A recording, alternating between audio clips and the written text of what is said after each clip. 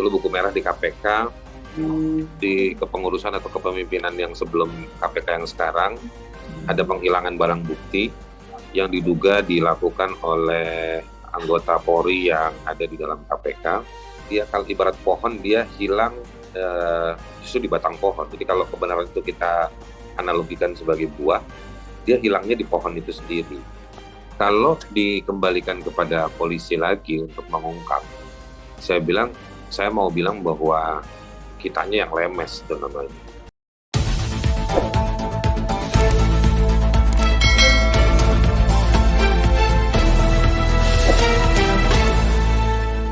Racikan berita.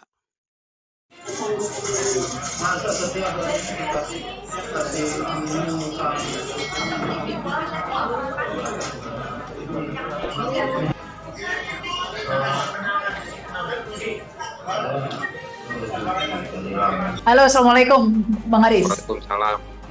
Ya, bagus suaranya. Silakan ini Bang Haris. Pertanyaannya gimana? Iya, tentang sesuai tema lah ya. Kita dari tadi membicarakan kok Satgasus ini nggak diutak-atik, semuanya diem ya. Presiden nggak meminta ya untuk diusut tuntas tanpa ditutup-tutupi. Ya, gitu nggak ada permintaan dari Presiden tentang Satgasus ini. Demikian juga dari Polri, yang ada cuma membantah bahwa tidak ada aliran dana. Sudah titik. Kan kita bukan kalau bantahan mudah ya. Yang kita butuhkan ini diusut tuntas begitu ya, dibuka, diaudit, dibuktikan seperti itu. Kenapa tidak ada langkah-langkah seperti itu? Disuruh nanya jadi panjang nih Bang Haris. Yuk, silakan. Kalau menurut saya, selamat sore buat semuanya. Assalamualaikum.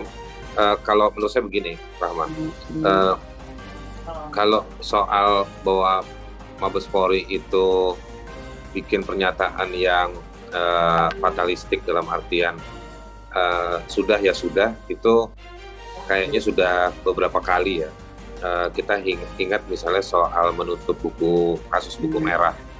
Dulu buku merah di KPK, di kepengurusan atau kepemimpinan yang sebelum KPK yang sekarang, ada penghilangan barang bukti yang diduga dilakukan oleh anggota Polri yang ada di dalam KPK.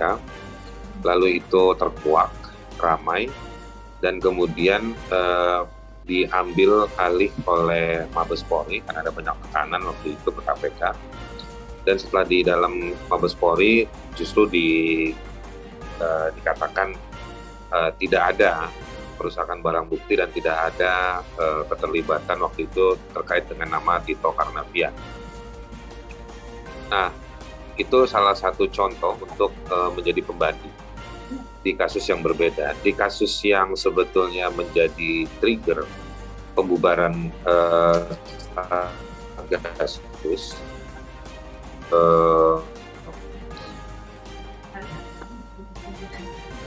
itu diikuti dengan pembubaran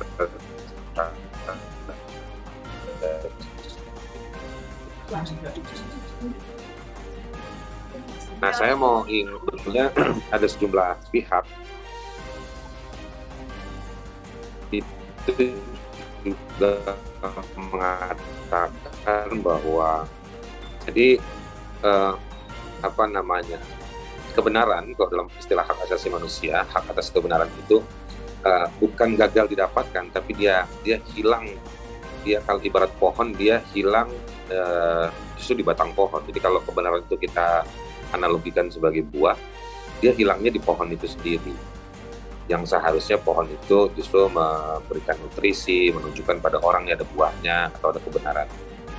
Nah, itu yang ingin saya sampaikan. Nah, kita tidak usah, saya pikir sudah banyak ahlinya di sekitar panel yang sejak tadi bicara. Jadi saya tidak akan mengulang-ulang apa itu Satgasus. Saya hanya ingin memberikan satu respon yang sifatnya advokatif. Di situ ada Kang Teguh yang senior saya dalam dunia aktivisme dan juga dalam dunia lawyer. Kita sering sama-sama tahu soal advokasi. Kak Irma juga orang lama. Waktu itu ada wartawan tanya sama saya, Riz, lu tahu nggak orang ini yang ditunjukin fotonya Kak Irma gitu kan.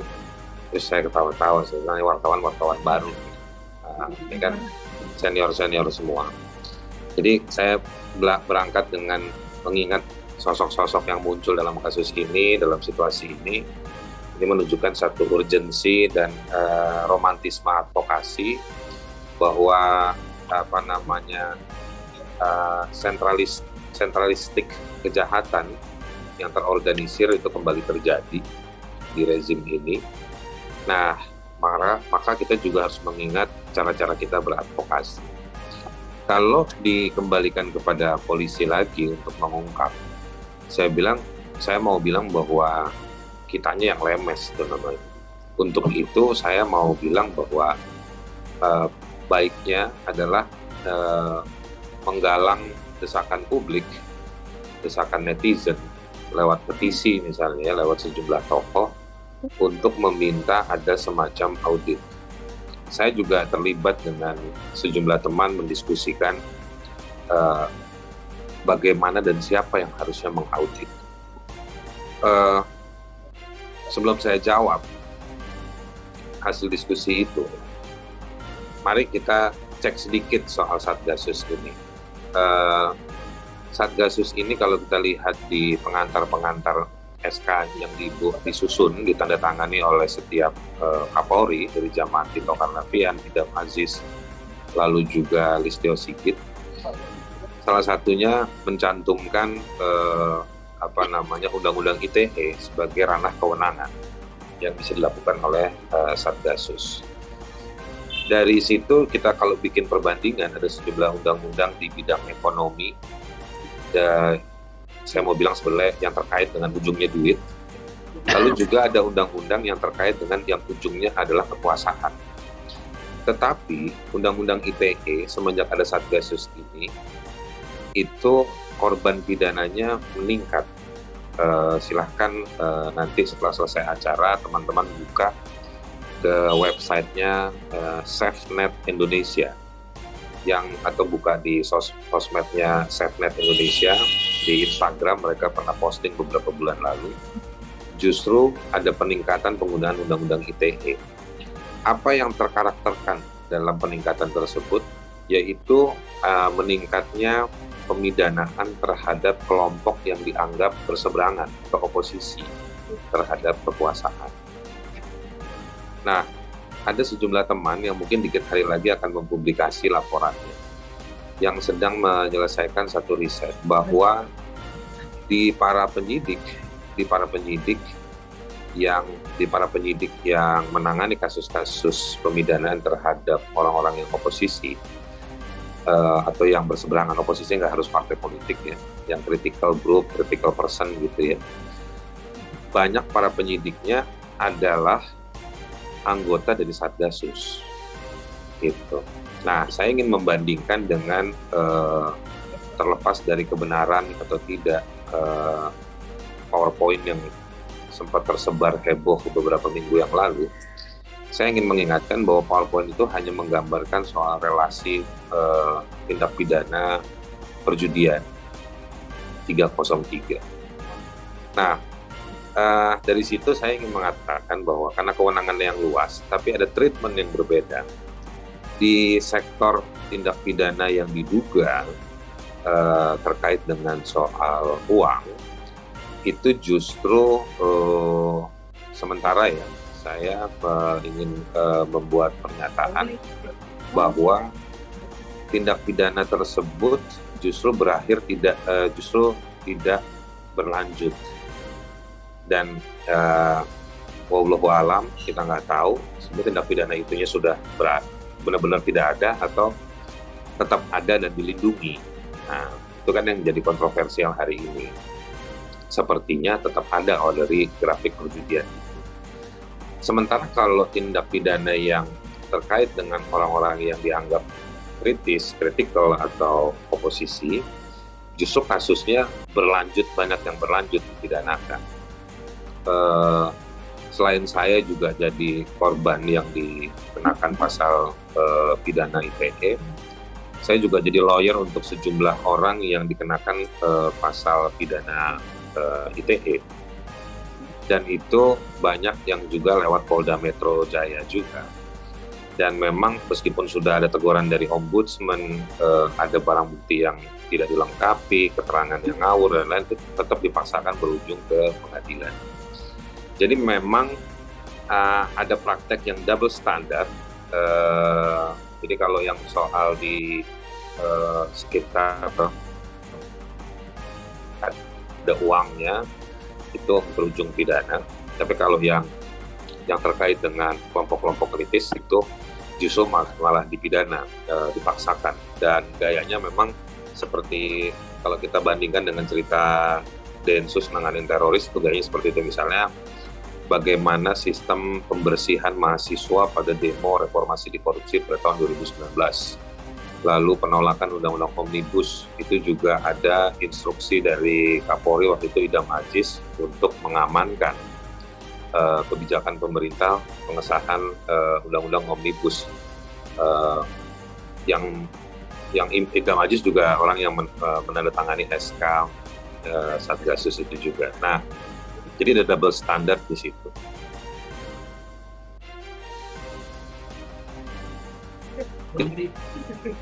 Jadi saya mau balik ke pertanyaan saya, bagaimana Satgasus tersebut pas bubar. Sendiri ketika dia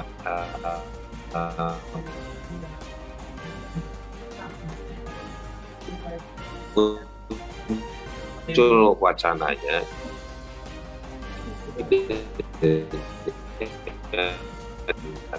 ya,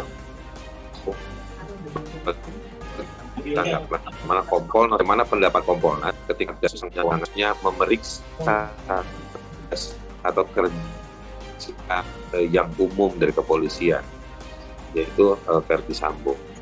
Nah, lalu kenapa putus ya?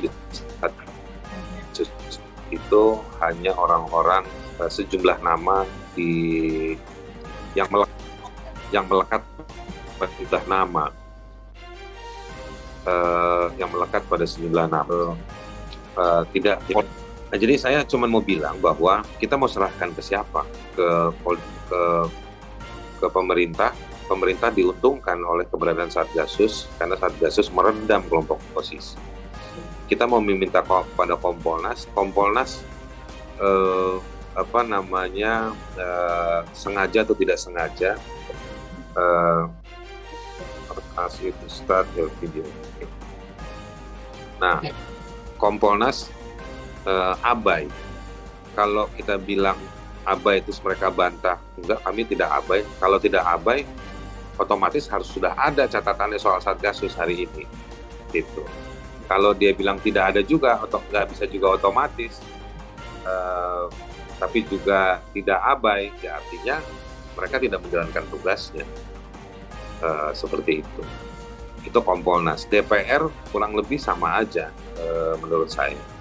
Jadi memang pilihan politis di sini artinya yang aman-aman aja. Ya udah dibubarin, udah cukup deh yang kemarin, nggak usah ada lagi Satgasus. Nah, bahayanya kalau Satgasus dibubarkan tapi tidak usah diungkap, bahayanya pekerjaan-pekerjaan dilakukan oleh Satgasus diambil alih oleh kelompok-kelompok tertentu. Kita bisa bilang kita nggak tahu apakah itu di dalam Polri sendiri atau di luar Polri. Yang pasti pekerjaan-pekerjaan yang menguntungkan bagi sejumlah penguasa dari sisi politis maupun dari sisi keuangan yang ada relasinya dengan keberadaan Satgasus kemarin, maka mereka harus mencari penggantinya. Nah, jadi ada kerumitan itu. Nah, kalau saya mengusulkan, saya melihat, merasakan, sebetulnya yang menjaga demokrasi hari ini di Indonesia adalah masyarakat. Untuk itu, saya mengusulkan audit itu harus dilakukan oleh masyarakat. Jangan Anda minta lagi ke Mabes Polri-nya sendiri, ke Kompolnas, ke DPR, atau ke pemerintah. Lebih baik masyarakat. Harus ada kelompok akademisi, kelompok praktisi, kelompok korban yang melakukan audit, memeriksa, dan kemudian membeberkan hasilnya. Tidak usah sempurna, tapi itu menjadi satu awalan untuk menunjukkan bahwa kita tidak tinggal diam.